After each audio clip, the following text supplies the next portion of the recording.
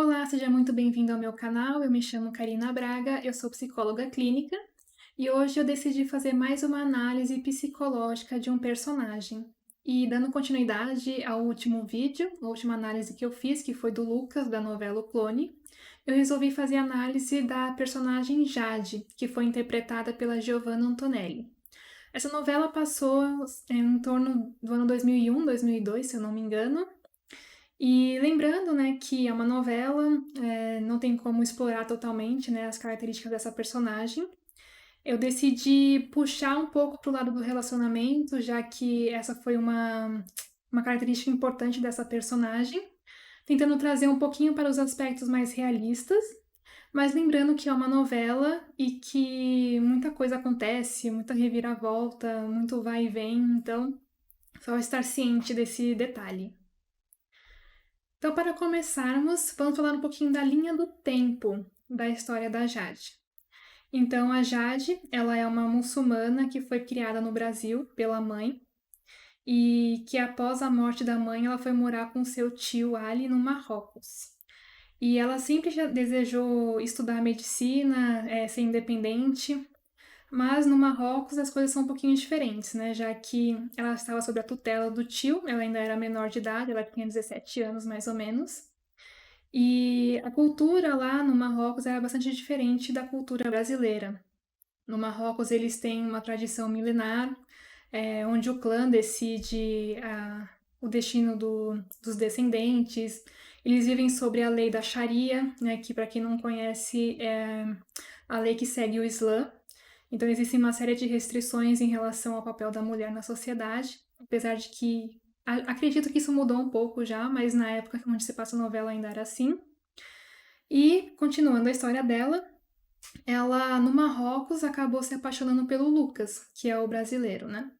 E tentou fugir com ele várias vezes, mas não deu certo. E esse não dar certo está muito ligado a ele mesmo, né? A ele que deu para trás várias vezes ao longo da trama. Eu fiz uma análise dele. Se você quiser acessar, eu vou deixar o link aqui nas descrições. Aí, por causa disso, ela acabou tendo que se casar com Said, que foi o seu marido, e que ele era muito apaixonado por ela. Antes dela conhecer o Lucas e se apaixonar por ele, pelas algumas cenas que eu vi na novela, assim, quando ela estava no Brasil ainda, ela seguia bastante à risca a religião, né? Ela seguia bastante ela não usava biquíni, não saía com as amigas. A mãe sempre prendia ela dentro de casa, sempre ensinando a questão dos costumes da mulher. E depois que ela conheceu o Lucas, ela parece que esqueceu de todas as regras e correu atrás desse amor que ela tinha por ele, né? Bom, ela nunca quis o casamento com o Said, né, que foi o seu marido, e durante a trama acontece algo bastante marcante, que ela sempre quis o divórcio, mas ela não podia pedir o divórcio, apenas quem dava o divórcio era o marido. E quando ela finalmente conseguiu o divórcio, ela descobriu que estava grávida, isso já depois de alguns anos na trama. E para ela não perder a guarda da filha, ela não perder a oportunidade de criar a filha, ela precisou implorar para voltar. E como o marido dela era muito apaixonado por ela, ele aceitou. Ele aceitou de volta e ela acabou crescendo junto com a filha, né? E como eu falei, o objetivo aqui é fazer uma análise dos relacionamentos que ela teve. E vamos tentar trazer um pouquinho para a realidade, né? O que significam esses relacionamentos dela. Então, o primeiro relacionamento que ela teve, que foi com o Lucas, né? Que foi na primeira fase da novela, que os dois eram muito jovenzinhos, se apaixonaram, que eu até coloquei, foi amor à primeira vista, foi aquela intensidade do primeiro amor, aquela coisa de vamos fugir juntos, jovens apaixonados. E tem uma coisa nessa novela que é uma ficção científica, né? Por isso que se chama O Clone, porque no futuro vai aparecer o clone do Lucas.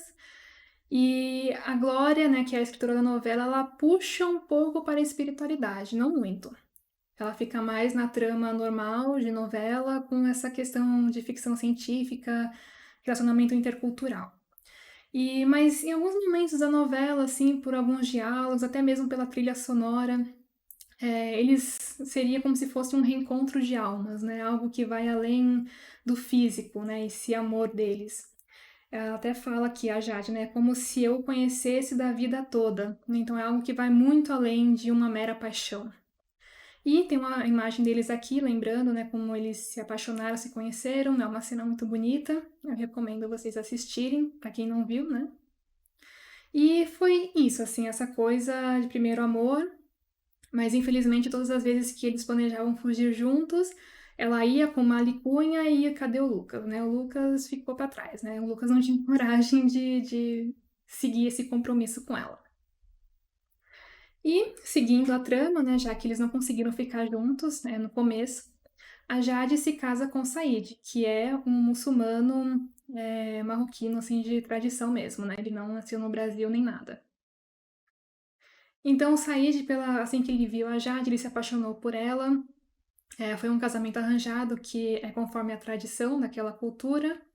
Ele se mostra ser uma pessoa bastante conservadora, em relação ao casamento, à religião, à cultura e com os negócios. E aqui está um pequeno detalhe, assim, de diferente, que eu admiro muito no Said até, que é o compromisso. Ele, de fato, ele honra essas coisas, ele tem um compromisso de fazer valer a tradição, de fazer valer aquela cultura. Então ele honra o casamento, ele quer um casamento tradicional, aquela coisa de cuidar da família, de prover a mulher, então ele honra muito essa cultura. E ele é bastante esforçado também, ele busca muito essa ascensão nos negócios de empreendedorismo. Então essa é uma característica bem forte dele que mais pra frente eu posso falar mais sobre isso. Que ele tem um compromisso real de manter um bom casamento com a Jade. Diferente do Lucas, que não consegue cumprir nenhum compromisso com ela. E ele tentou conquistá-la várias vezes, a Jade, né? Mas ela nunca abriu o coração para ele. E dá pra entender a Jade também, né? Ela se casou com uma pessoa que ela não queria, numa época que ela tava sofrendo ainda pelo Lucas. Então é natural também essa rejeição, né, em relação a sair. Mas o que me surpreende, assim, ao longo da trama é que ele era uma boa pessoa, ele buscou, né, fazer com que ela se abrisse mais pra ele, que ela o amasse, pelo menos que sentisse algum afeto por ele. Mas isso nunca aconteceu, né? Ela nunca abriu o coração dela para ele. E isso acabou gerando tristeza nele, raiva, até mesmo orgulho ferido e também uma necessidade de vingança. E aqui, como a Jade nunca demonstrou afeto por ele, a forma dele se vingar foi maltratá-la. Então, em algumas cenas da novela isso acontece também. Mas até nisso, né, se eu for fazer uma leitura sobre isso, eu diria que é uma forma até dele chamar a atenção dela. Porque quando ele não consegue, ele volta. Então essa é uma característica desse personagem, do Said. Tanto que ele até fala, né, que Jade, você pisou no meu coração. Eu diria que ela não só pisou, mas sambou e sentou junto, né? Porque também é complicado a relação, eu entendo, mas algo que eu acho interessante dessa novela, desses personagens, é que eles não são estereotipados, né? Não é aquela coisa do bem e do mal, né? Ela é a mocinha, ele é o vilão, daí tem o príncipe, não é assim que as coisas acontecem. Os personagens, né, a Jade, o Lucas, o Said, eles são muito humanos. Então você vê assim qualidades e defeito em todos eles. Todos eles acertaram em algum momento, erraram em outras. E é sempre nessa busca, assim, de uma felicidade, sempre em busca de tentar fazer algo certo, né? É uma história de vida bem interessante, esses personagens. Então, só pra deixar claro aqui que não é uma coisa assim de ele é totalmente mal, a Jade é totalmente boa. É apenas uma história de vida bem complexa, né? Que foi transpassada nessa novela. E na segunda fase, né, a Jade e o Lucas se reencontram, né, já adultos, depois de muitos anos. Ele já tá com a filha dele crescida, ela também já tá com uma filha de mais ou menos, talvez, uns 7, 8 anos. E ela ainda está casada com o Said. Eles planejam fugir novamente juntos. E é aí que entra o problema, né, nessa segunda fase, assim, que eu vejo nessa trama. Porque, ok, eles se gostam, eles se amam, eles querem ficar juntos, mas tem todo esse problema da questão do casamento, da cultura dela, da Sharia. E eles continuam agindo como se fossem adolescentes, né? Eternos adolescentes que acham que vão viver de amor. E nessa segunda fase, assim, faltou um amadurecimento dos personagens, porque eles continuam agindo como se eles tivessem 17, 18 anos. E ela já tá com uns 35, ele com uns 40 anos.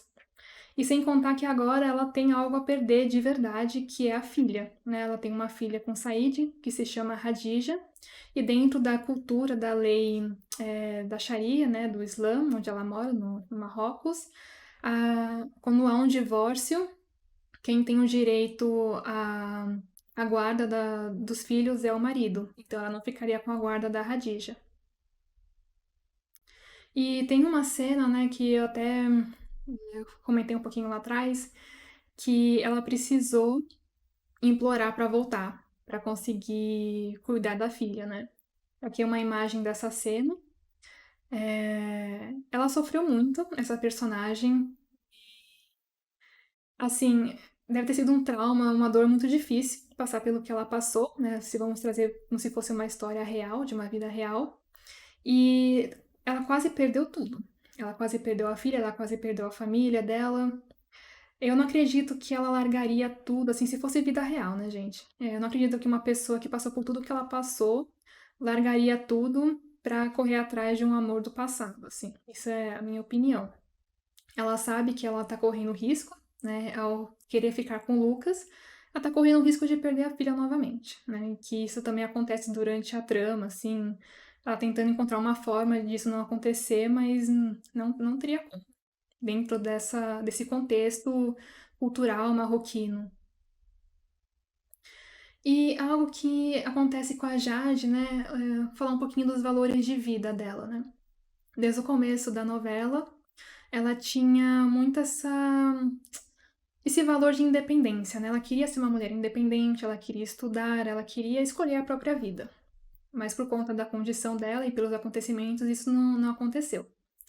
Ela também tem como valor de vida o amor, né? Ela busca um relacionamento com amor, com afeto, alguém que ela goste, que goste dela, que seja recíproco. E ao longo da história de vida dela, vem a maternidade. Ela não pretendia ser mãe, ela não queria ter filhos, por conta de ela estar num casamento que ela não queria estar, mas aconteceu. E ela praticamente largou tudo, assim, toda a vida dela, para ela poder viver essa maternidade com a filha dela, né? De poder criar a filha dela. Aqui nos aspectos da personalidade dela, né? Ela tem muita falta de maturidade, ela é muito imatura, um excesso de teimosia enorme, impulsividade também, ela faz as coisas sem pensar. E também tem ilusões e fantasias sobre a vida e os relacionamentos. E por que que eu falo que ela é imatura? Porque quando ela decide que quer largar o casamento mesmo, ela já conhece as regras, ela já conhece, ela já sabe tudo que ela já passou. E ela sabe que a filha pertence ao marido, naquela cultura. E ela tá tentando convencer o Lucas a sequestrar a filha dela, pra ela poder criar a filha. E isso, assim, é de uma imaturidade, uma insanidade gigantesca. Porque, primeiro, o marido dela, ele não é um Zé Ninguém. Ele é uma pessoa que tem estrutura financeira, ele é uma pessoa viajada, ele é uma pessoa que faz negócios no exterior.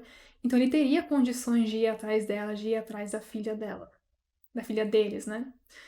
E o fato dela também não pensar assim na filha, no sentido de. Porque a filha também se dá bem com o pai, se dá bem com a família. Então ela querer raptar a filha pra só viver com ela, longe de tudo, de todos, não faz sentido nenhum, assim, só na fantasia dela mesmo. E também uma questão, assim, de imaturidade nos relacionamentos também, né? De ela não criar planos concretos, né? Ela, assim, ela só quer viver de amor. Ninguém vive só de amor, ainda mais na idade dela, né? Uma coisa é você só sonhar em amor na adolescência, com 15, 17 anos. Outra coisa, não que o amor seja errado, não que não possa haver amor nos relacionamentos.